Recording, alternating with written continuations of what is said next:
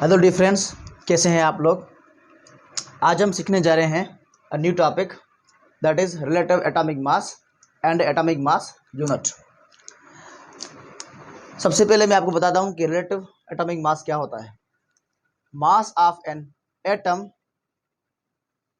Of N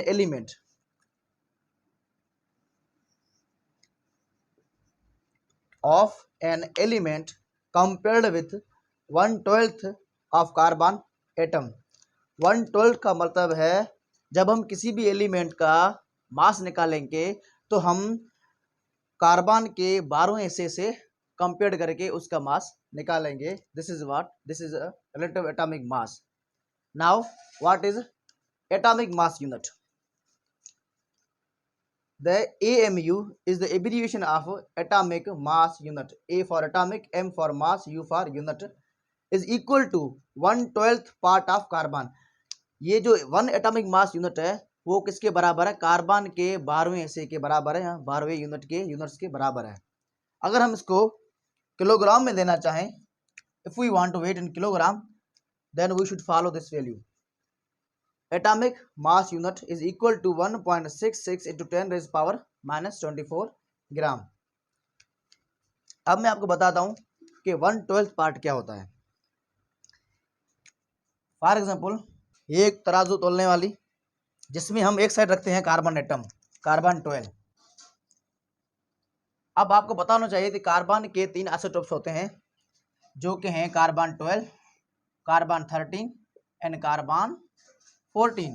ये आपको पता होना चाहिए। Carbon 12, carbon 13 and carbon 14 are the isotopes of carbon. हम कार्बन 12 क्यों लेते हैं? वो इसलिए लेते हैं कि जो ये कार्बन 12 है ये बहुत ही ज़्यादा अबंडेंस में पाया जाता है हमारे यूनिवर्स में, इसलिए हम इसको लेते हैं। ये बहुत ही कम होते हैं, रेयर होते हैं, उसके लिए उस वजह से हम इन्हें नहीं लेते हैं। अब कार्बन 12 को मैं छोटे छोटे यूनिट्स में डिवाइड करूंगा। कितने? 12 यूनिट्स में।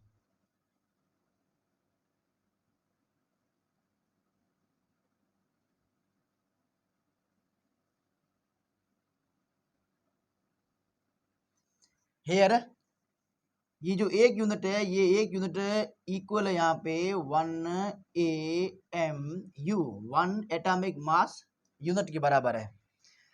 अब ये carbon 12, we know carbon atomic mass is 12। हमें पता है कि कार्बन का जो एटॉमिक मास है वो 12 है।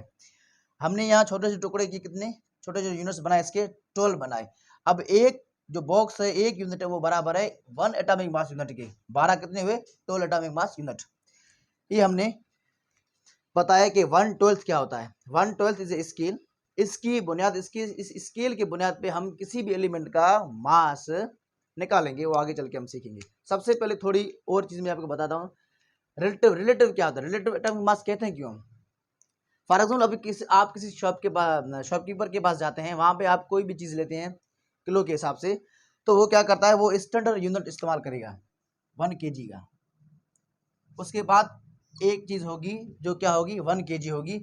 वो जो भी आप 1 किलो लें, चाहे आप चीनी लें, चाहे आप चावल लें, कोई भी चीज लें 1 किलो, उसके पास एक स्टैंडर्ड यूनिट पहले से होगा जो आपको कंपेयर करके उस चीज का 1 किलो तोल के देगा। जो आप लेके आएंगे वो 1 किलो क्या करेगा? आपको तोल के देगा विद स्टैंडर्ड यूनिट। ये 1 kg क्या है? उसके पास होगा, जैसे हम कहते हैं स्टैंडर्ड यूनिट कहते हैं, स्टैंडर्ड एटॉमिक मास कहते हैं। ठीक है, एटॉमिक मास कहते हैं। और ये है कंपेयर्ड, रिलेटेड। ठीक है, ये है रिलेटेड कंपेयर्ड, जिसे हम कहते हैं रिलेटिव एटॉमिक मास। ये आपको पता होना चाहिए थोड़ा। अब आते हैं हम यहाँ पे atomic mass unit. The AMU is the abbreviation of atomic mass unit. A for atomic, M for mass, U for unit. Atomic mass unit is equal to 1/12 part of carbon. एक जो एटॉमिक मास है वो equal है carbon के हर atomic mass unit के बराबर। Carbon हमने कितने में तोड़ा? 12 पार्ट्स में। तो एक एटॉमिक कितने बड़ा? 12 पार्ट्स के बराबर होता है एक एटॉमिक मास। किसका? कार्बन का। If we want to take in kilogram, then we will use this value 1.66 into 10 raised power minus 24। अगर हम चाहें तो इसको किलोग्राम में भी लिख सकते हैं। अब एक एग्जांपल है, किसी भी एलिमेंट का हम कैसे रिलेटिव मास या atomic mass, relative atomic mass निकालें। ठीक है, ये पता होना चाहिए आपको कि रिलेटिव एटॉमिक मास का कोई भी यूनिट नहीं होता, ये यूनिटलेस होता है, क्योंकि फॉर एग्जांपल ये क्या है, डॉट है। अब ये इस डॉट में मिलियंस ऑफ छोटे छोटे छोटे छोटे छोटे एटम होते हैं। हम पहले भी पढ़ चुके हैं, atom is a smallest particle, ठीक है, जो बहुत ही छोटा होता है, जिसकी वैल्यू आपके सामने है। ये देखिए 1 एटॉमिक मास इतना छोटा हो सकता है, इतनी छोटी छोटी वैल्यू हो सकती है। तो इस डॉट में कितने मिलियंस ऑफ पार्टिकल हो सकते हैं एटम के, ठीक है। तो उसलिए हम कहते हैं इसका कोई भी यूनिट नहीं होता, ये यूनिट होता है, ठीक है। उसके बाद हम कंपेयर करते हैं, निकालते हैं किसी भी एलिमेंट का एटॉमिक मास यूनिट। सबसे पहले आते हैं हाइड्रोजन पे आते हैं, ठीक है, कोई और ले लें। चलो सबसे पहले आते हैं हम ऑक्सीजन के बारे में। We know the atomic mass of oxygen is 16। कितना है? ऑक्सीजन का जो मास है वो है 16 हमारे पास, ठीक है। हम क्या करेंगे, कार्बन के यहाँ पर क्या लेंगे, 16 छोटे छोटे यूनिट्स लेंगे। कितने? 16 क्या लेंगे, कार्बन के छोटे छोटे यूनिट लेंगे, जो हमें बताएगा, क्योंकि हमें इक्विलिब्रियम एग्जिस्ट करनी है यहाँ पे।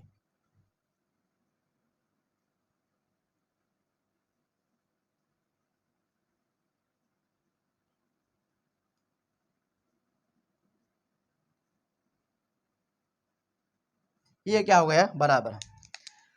वी नो 1 बॉक्स हेयर, जो आप यहाँ पे आपको ये बॉक्स दिख रहे हैं, ये एक बॉक्स बराबर है किसके, 1 AMU के, 1 एटॉमिक मास के बराबर है। यहाँ पे कितना टोटल 16, और ऑक्सीजन का कितना मास है 16। तो ये क्या हो गया, इक्विलिब्रियम हो गया, और हमें पता चल गया कि ऑक्सीजन का मास कितना है 16। एक और एग्जाम्पल लेते हैं हम, किसका, हीलियम का। We know the atomic mass of helium is 4। कितना है, 4 HE हीलियम। इसका एटॉमिक मास कितना है 4। हम क्या करेंगे, ये 4 यूनिट उठाएंगे। कितने?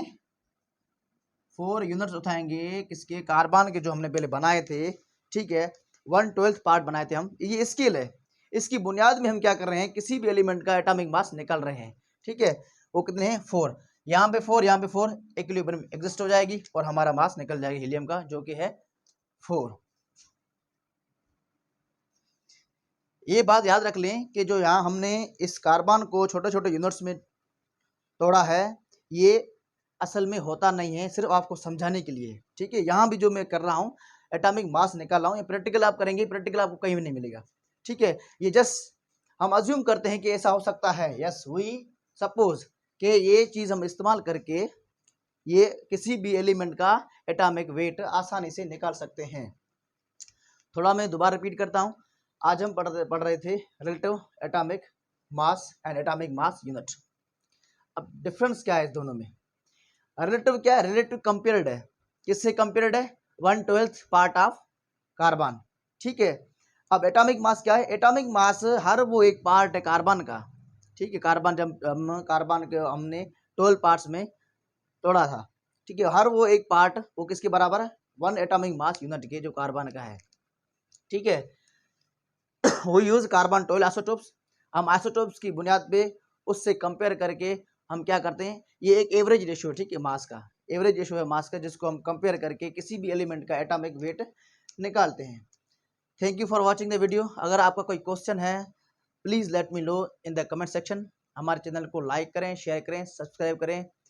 इंशाल्लाह हम और ज़्यादा कोशिश करेंगे वीडियो को अच्छी बनाने के लिए, लेक्चर को सही समझाने के लिए। अगर भी फिर भी आपको नहीं समझ में आता है तो वीडियो को दोबारा देखें, ठीक है। नहीं समझ में आया फिर मेहरबानी करके हमें सवाल पूछा करें हमसे कमेंट सेक्शन में, ताकि हम अब उसका जवाब दे सकें। Thank you very much.